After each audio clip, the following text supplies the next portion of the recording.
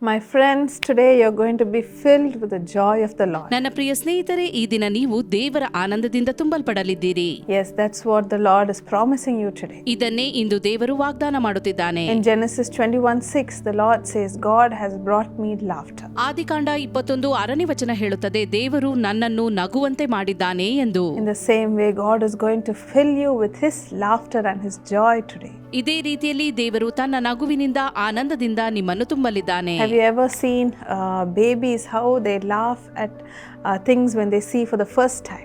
ಸಣ್ಣ ಮಗುವು ಒಂದು ಹೊಸ ವಸ್ತುವನ್ನು ನೋಡಿದಾಗ ಹೇಗೆ ನಗುತ್ತದೆ ಎಂಬುದಾಗಿ ನೋಡಿದ್ದೇವಲ್ಲ.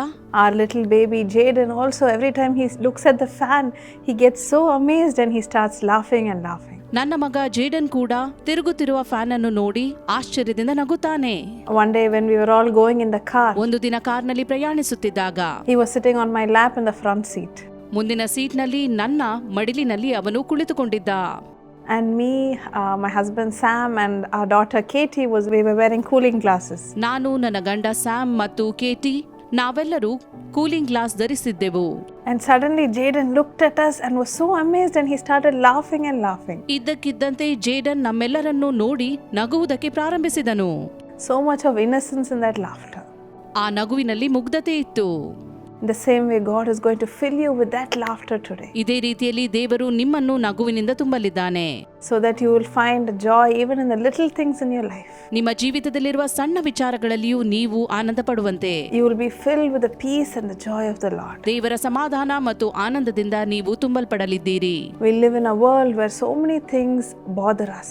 ನಾವಿರುವ ಲೋಕದಲ್ಲಿ ಅನೇಕ ವಿಚಾರಗಳು ನಮ್ಮನ್ನು ಚಿಂತೆಗೀಡು ಮಾಡುತ್ತದೆ. We are worried about our exams, about our future, about our children.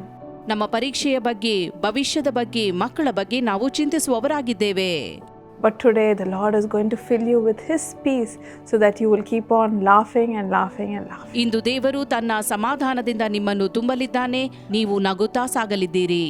One day when I was in college, one of the people who are working with me told me, ಒಂದು ದಿನ ನಾನು ಕಾಲೇಜ್ನಲ್ಲಿದ್ದಾಗ ನನ್ನ ಜೊತೆ ಕೆಲಸದವರು ಹೀಗೆ ಹೇಳಿದರು, "Ma'am, how are you so happy and so smiling all the time?" ಅವರು ಕೇಳಿದರು, ನೀವು ಹೇಗೆ ಯಾವಾಗಲೂ ಸಂತೋಷವಾಗಿ ನಗುತ್ತಾ ಇರುತ್ತೀರಿ?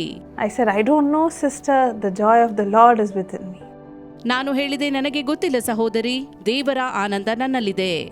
In the same way, the joy of the Lord is going to fill you and take over your life today. ಇಂದು ಅದೇ ಆನಂದವು ನಿಮ್ಮ ಜೀವನವನ್ನು ಸ್ವಾಧೀನಪಡಿಸಿಕೊಳ್ಳಲಿದೆ. Let's pray together. ನಾವು ಒಟ್ಟಾಗಿ ಪ್ರಾರ್ಥಿಸುವ. Lord Jesus, I pray for each person who's watching this program.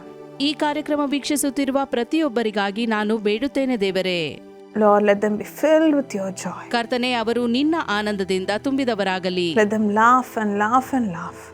ಅವರು ನಗುತ್ತಾ ನಗುತ್ತಾ ಇರಲಿ. Let them be filled with your peace. ನಿನ್ನ ಸಮಾಧಾನದಿಂದ ತುಂಬಲ್ಪಡಲಿ. Let them not be worried about anything in their future. ತಮ್ಮ ಭವಿಷ್ಯದಲ್ಲಿ ಯಾವುದರ ಬಗ್ಗೆಯೂ ಚಿಂತಿಸದಿರಲಿ. Lord, you take care of everything in our lives, Father. ತಂದೆಯೇ, ನಮ್ಮ ಜೀವಿತದಲ್ಲಿ ಎಲ್ಲವನ್ನೂ ನೋಡಿಕೊಳ್ಳುವವನು ನೀನು. Lord, help us to always trust you. ನಿನ್ನಲ್ಲೇ ಭರವಸೆ ಬಿಡುವಂತೆ ಸಹಾಯ ಮಾಡು. Lord, I pray especially for the people who are celebrating their birthdays today. ವಿಶೇಷವಾಗಿ ತಮ್ಮ ಜನ್ಮದಿನವನ್ನು ಆಚರಿಸುತ್ತಿರುವವರಿಗಾಗಿ ಬೇಡುತ್ತೇನೆ. Let them be filled with extra joy today. ಇನ್ನೂ ಹೆಚ್ಚಾದ ಆನಂದದಿಂದ ಅವರು ತುಂಬಲ್ಪಡಲಿ ಎಂದು ಬೇಡುತ್ತೇನೆ.